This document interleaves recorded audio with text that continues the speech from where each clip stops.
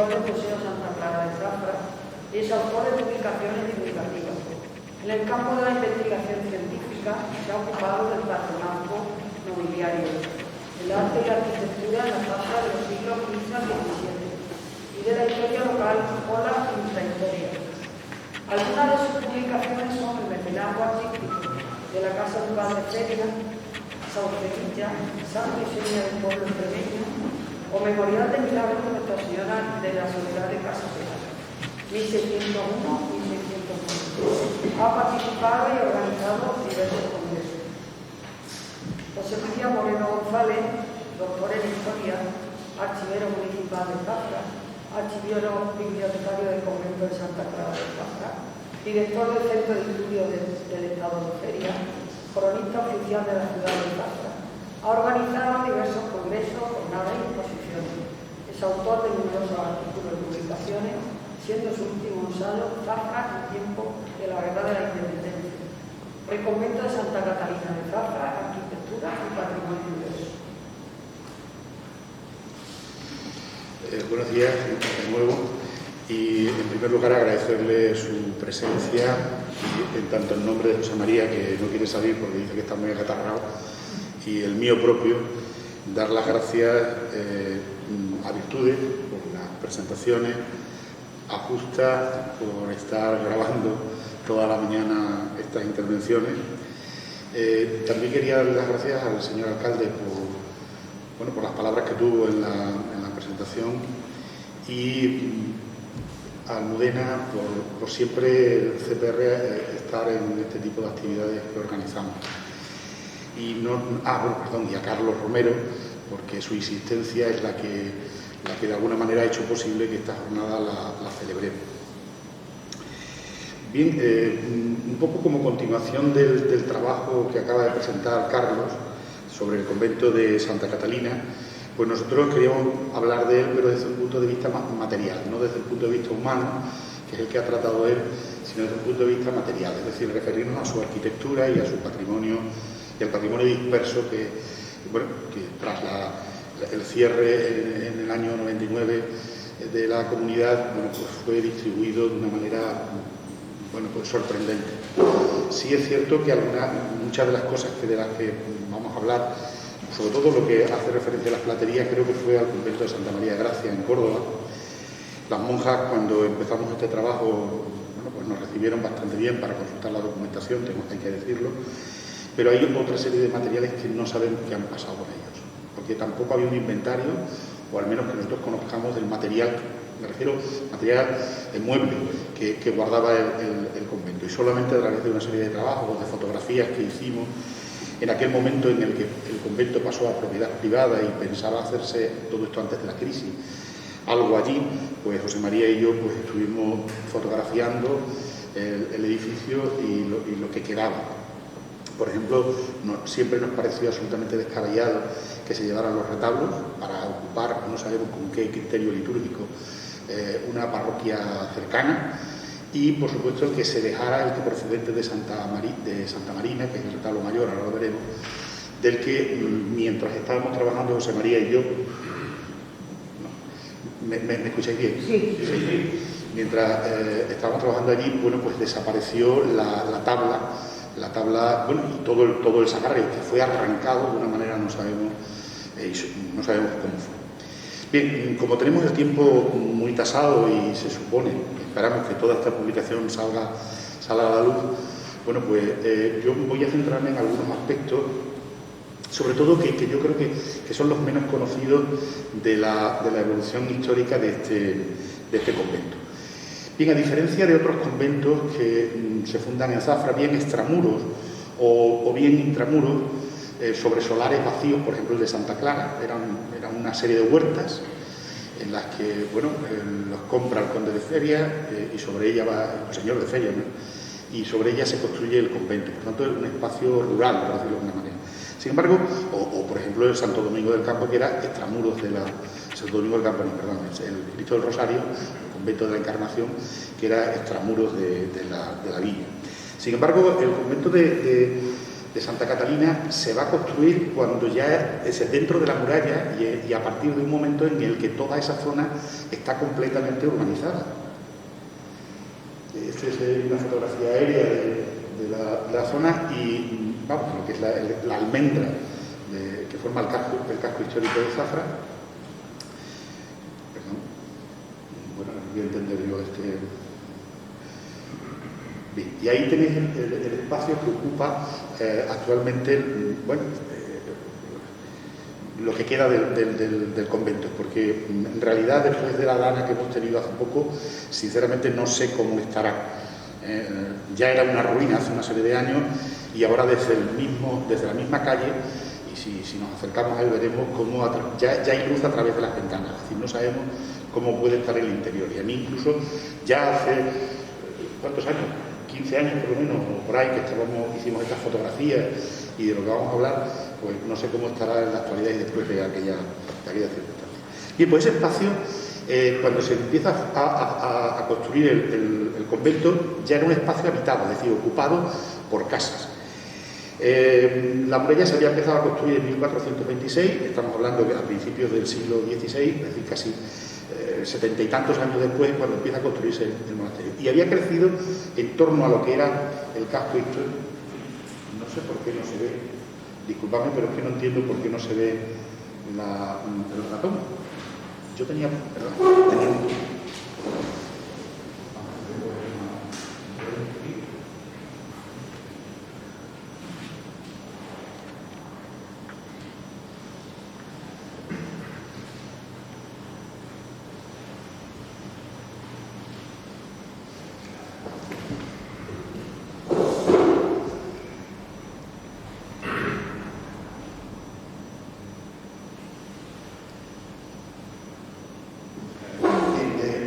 no sé si lo veis.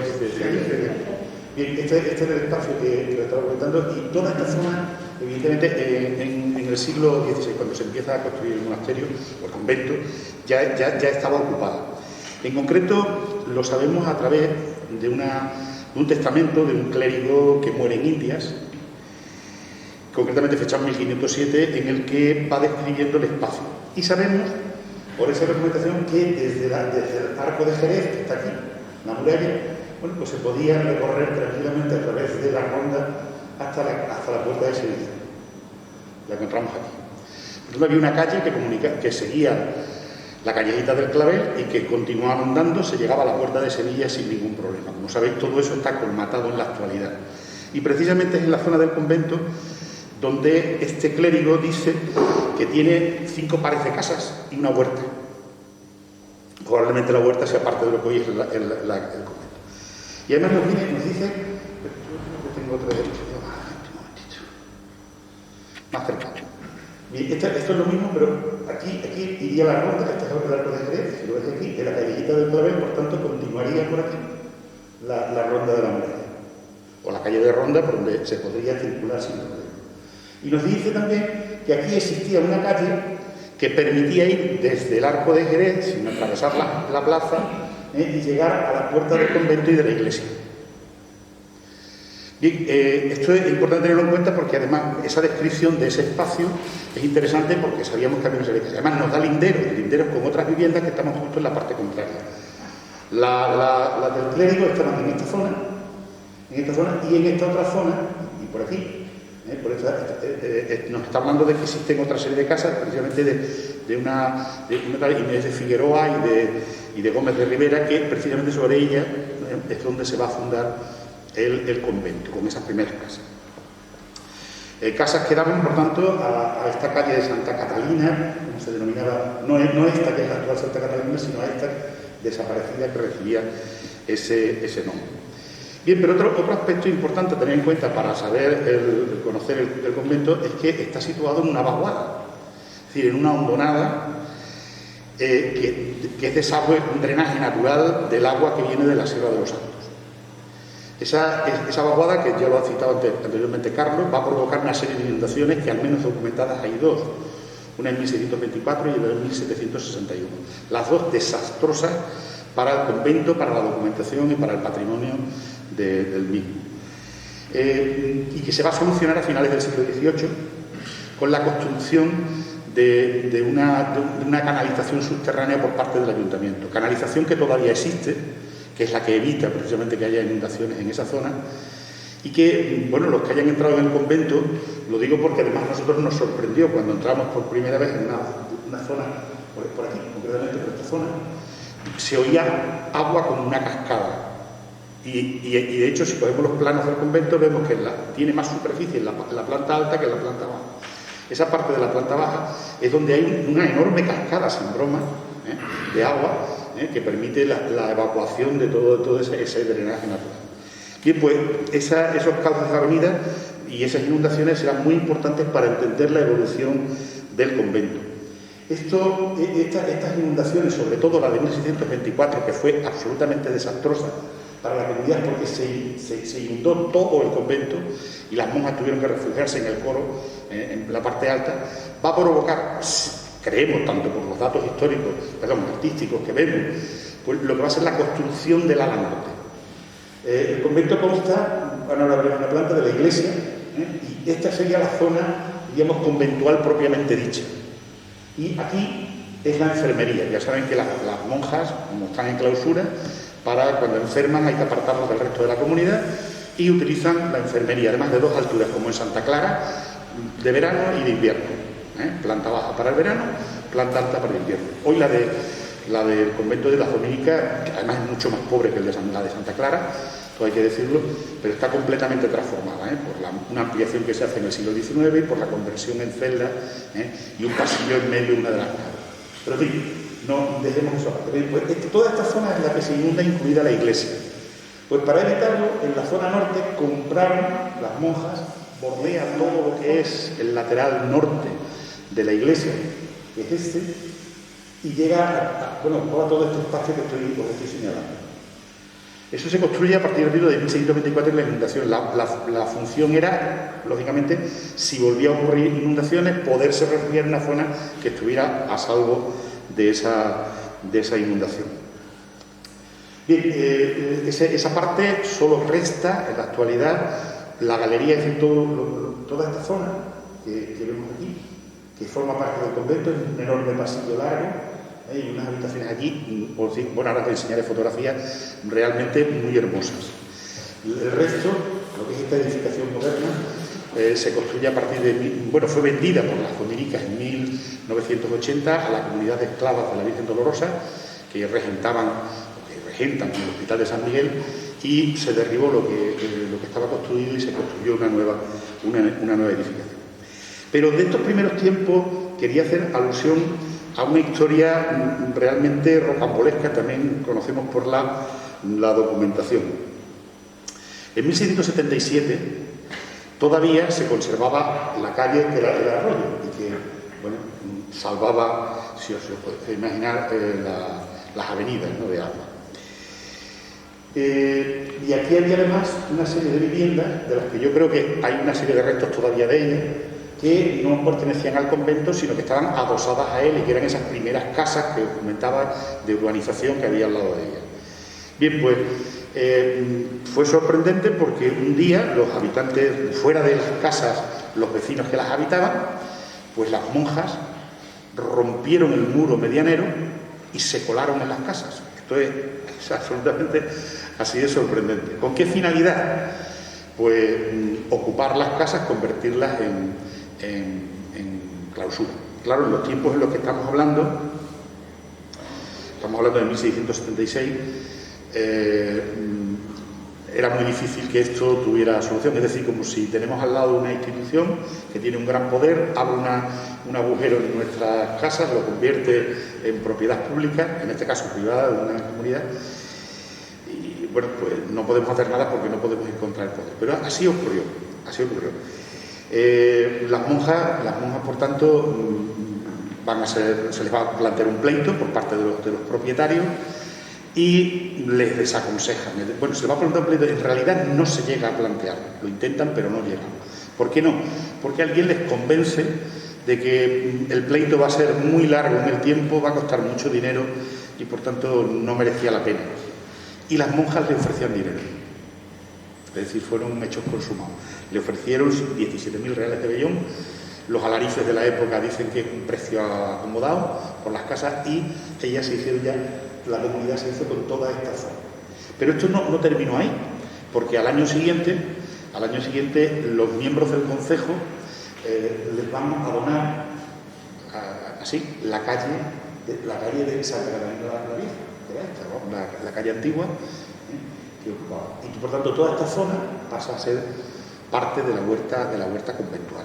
Es decir, debió ser diríamos algo pactado entre el propio concejo.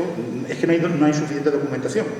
Lo sabemos porque el gobernador del estado de Feria, cuando se entera de que una propiedad pública como una calle es concedida a un convento, les plantea un pleito que no sabemos en qué quedaría, porque ya sabéis que la documentación siempre es fragmentaria y poco a poco lo vamos construyendo, pero lo cierto es que desde entonces esa parte pasa a la comunidad.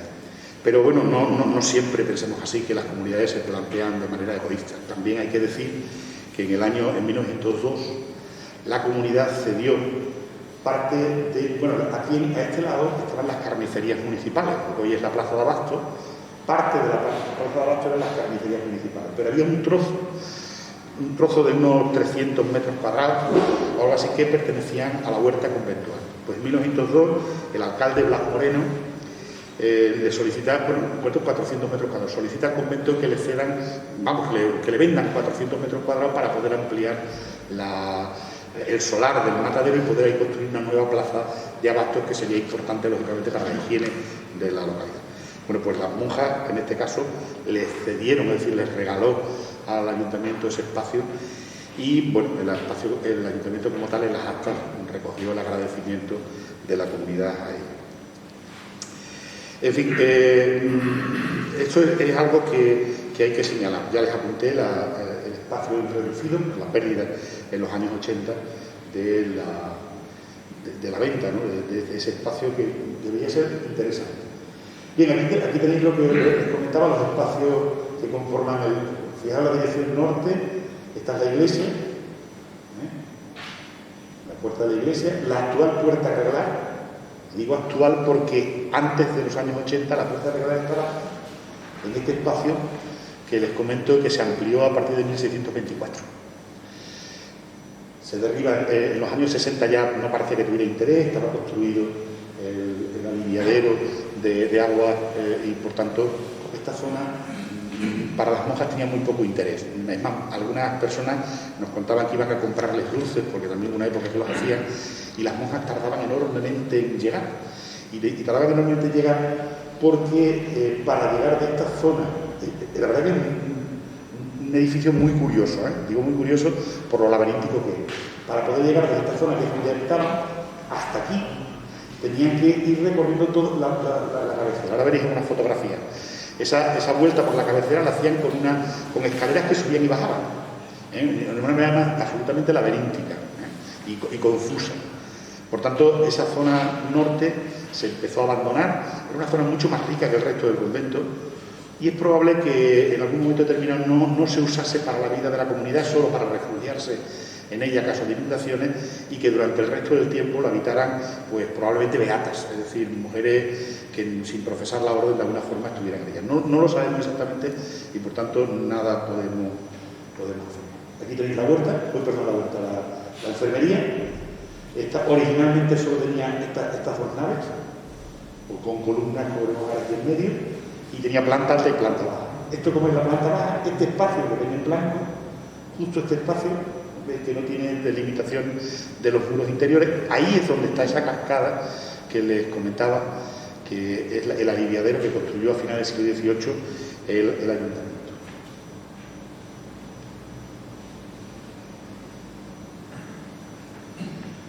Quizá el elemento más singular de todo el edificio sea la iglesia.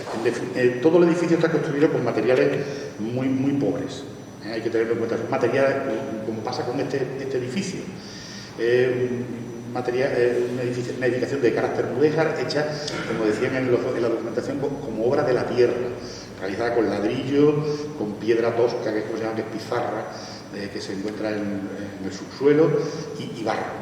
De tal manera, y madera, de tal manera que un edificio de estas características que se abandona, bueno, pues lo normal es que se hunda, como ocurrió con este propio edificio, y este es el futuro de Santa Catalina. Y lo triste, y lo siento que no me oigan ahora mismo ninguna autoridad municipal que no esté aquí, lo triste es que veremos quizás ni nosotros lo veamos, pero en el futuro veremos que Santa Catalina le pondrán un techo de este tipo y perdamos lo que os voy a enseñar, que son las armaduras de madera únicas, a juzgar por la especialista en arte mudéjar que hay en la región, que cubren lo que es la iglesia.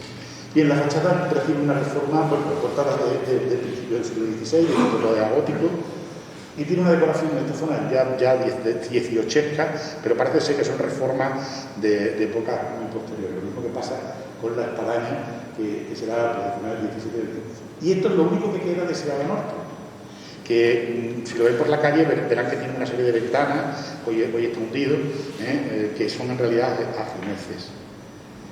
El ajimez siempre, bueno, todo el mundo cree que es una ventanita con una columnita en medio, pero eso es un nombre porque se le da a ese tipo de ventanas por un error de un historiador del siglo XIX.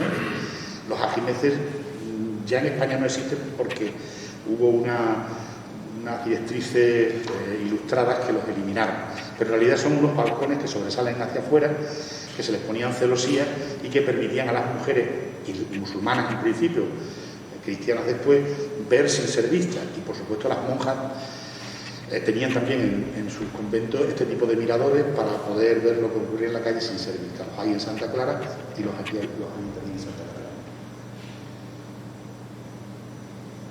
Perdón. Esta es la fachada actual del convento y esta es la puerta arreglada actual. Esta es la puerta arreglada, pero repito que se hace a partir de los años 60.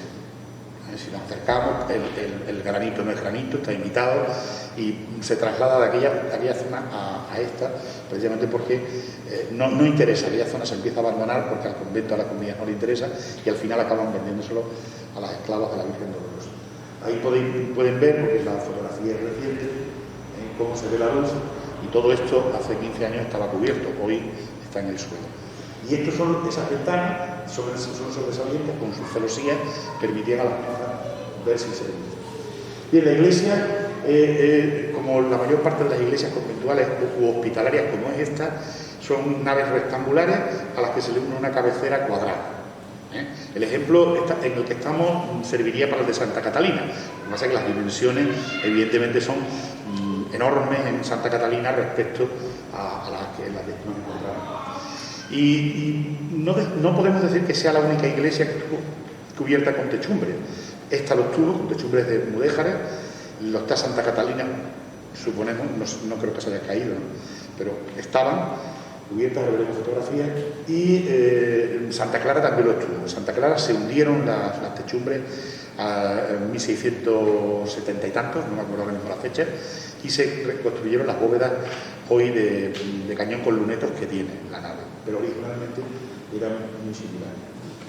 Y en la iglesia, por tanto, veis que tiene una nave con una cabecera cuadrada y tiene un coro para las monjas, un coro alto que yo creo que fue el único que tuvo durante siglos, el coro alto. Y de hecho, como ese tratamiento, y hoy o hasta el final, los últimos años de la comunidad, tenía un coro bajo, que es este espacio que vemos aquí, sin ninguna decoración. Pero ahora veremos algunos detalles que nos permiten decir que esto acá no anterior, en alguno de los momentos de Huelva. Probablemente fuera una capilla, quizás una capilla funeraria de los fundadores del convento o de alguno de los benefactores del mismo. Y ahora lo veremos. Aquí tiene la carapícula, que era el espacio, la ventanita por la que las monjas recibían la comunión, y un confesionario.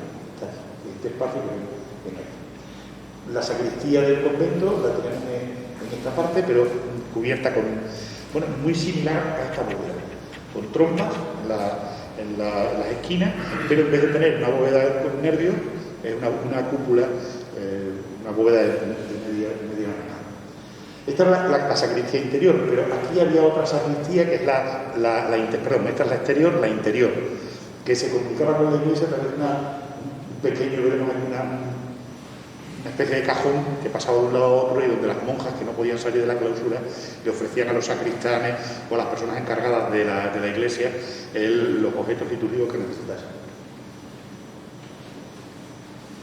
No sé si me estoy pasando. Bien, perdón.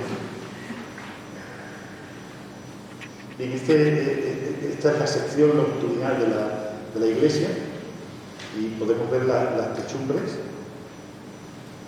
Y ahora me funciona el ratón. No sé por qué. Así de pronto, la magia. Bien, esta es la techumbre más interesante de los tres techos que contiene. Además son 3 modelos distintos. La cabecera, como vemos, con una techumbre ochavada de limas mohamares.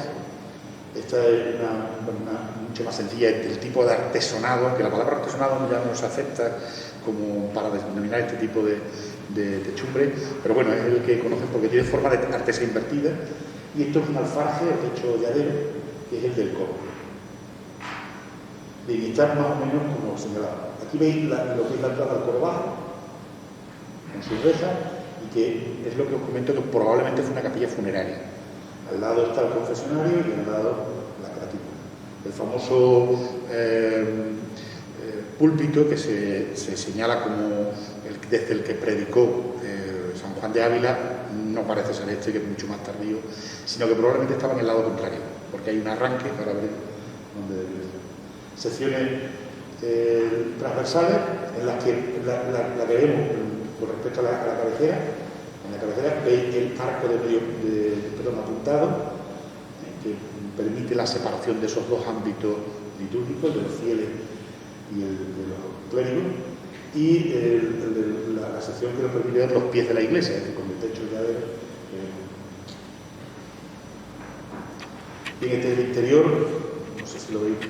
El retablo mayor, bueno, ya han desaparecido todos los retablos, pero el mayor es un retablo que procede de Santa Marina. Cuando se exclaustra Santa Marina, en los años 80, se realiza una restauración en la iglesia del convento, que es quizá la que está permitiendo que esto siga en pie, si es que no se ha hundido, que la dirige una arquitecta que se llamaba Asunción López de Rego, ya fallecida, fallecida enseguida de restaurar el convento, y es la que dio la solución para que las techumbres no se hayan perdido. Y lo digo porque sobre ellas, aparte de restaurarlas, dispuso una serie de una tablazón pues parecido a lo que hoy llamamos el DM, por encima, antes de las tejas, que eso yo creo que es lo que está impidiendo que se hayan hundido. Este es el interior de la iglesia.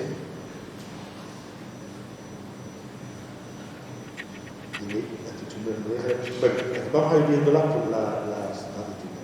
Esta es la armadura, que es como el nombre que normalmente se denominan a este tipo de techumbre de madera, armadura, y esta es de limas mohamares.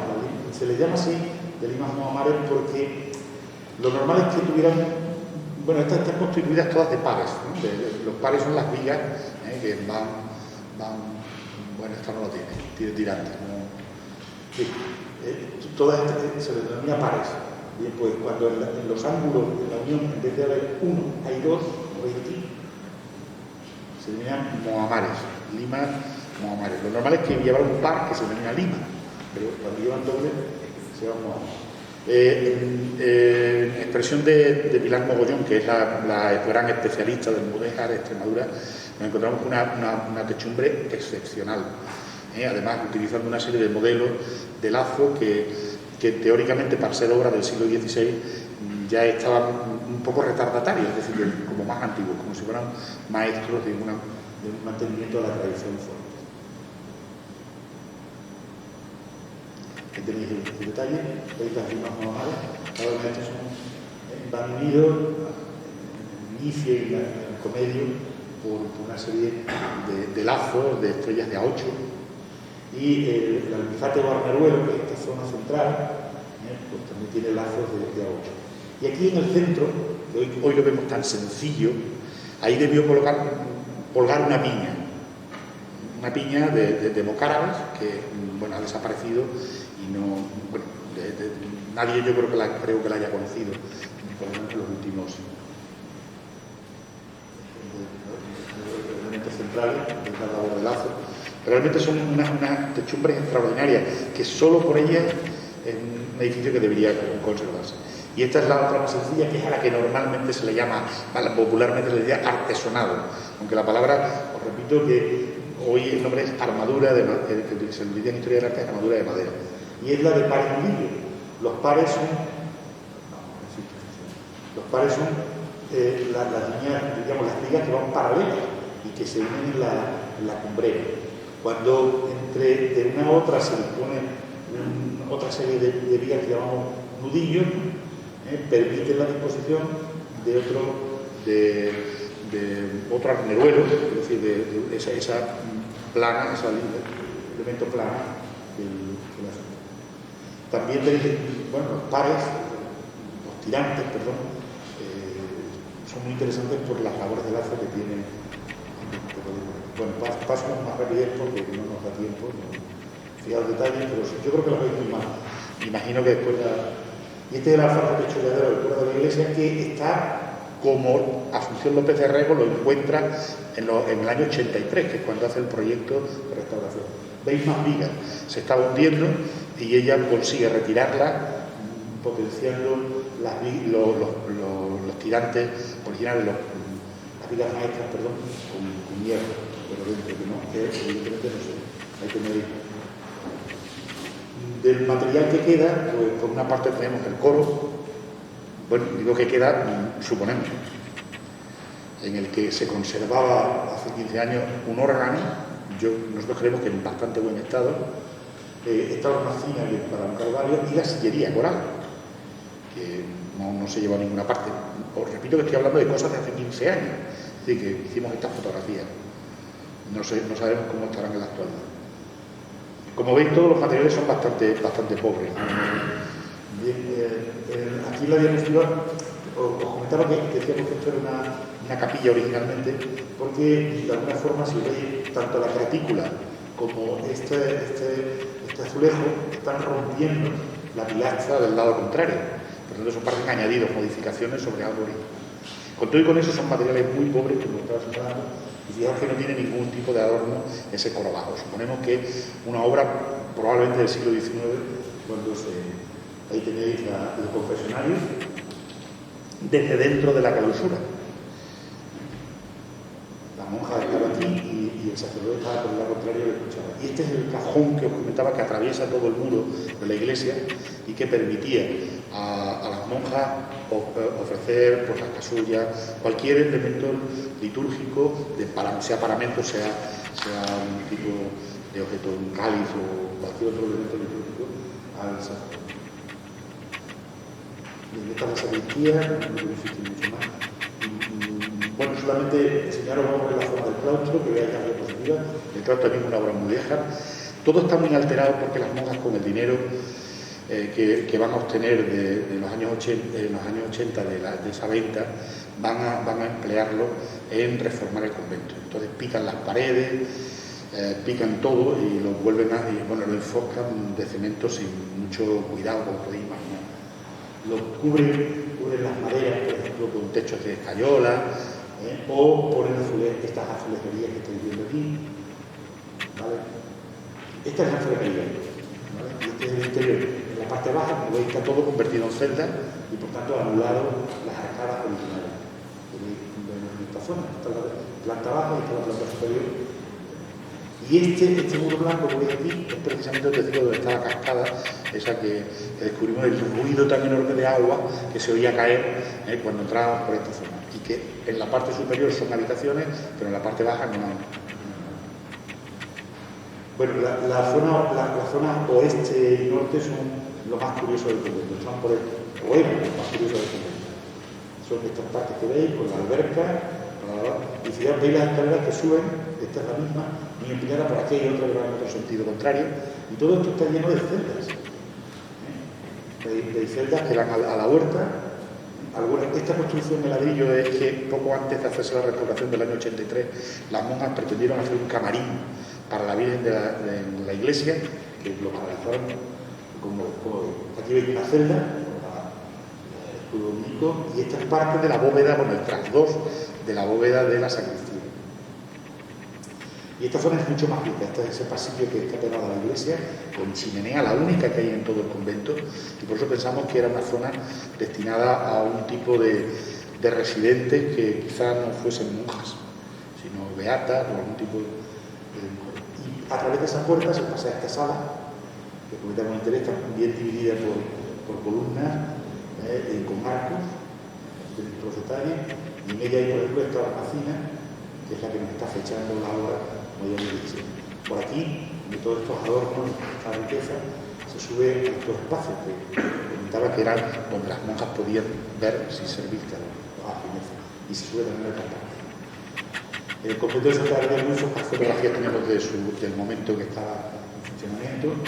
Aquí veis algunos de los retablos.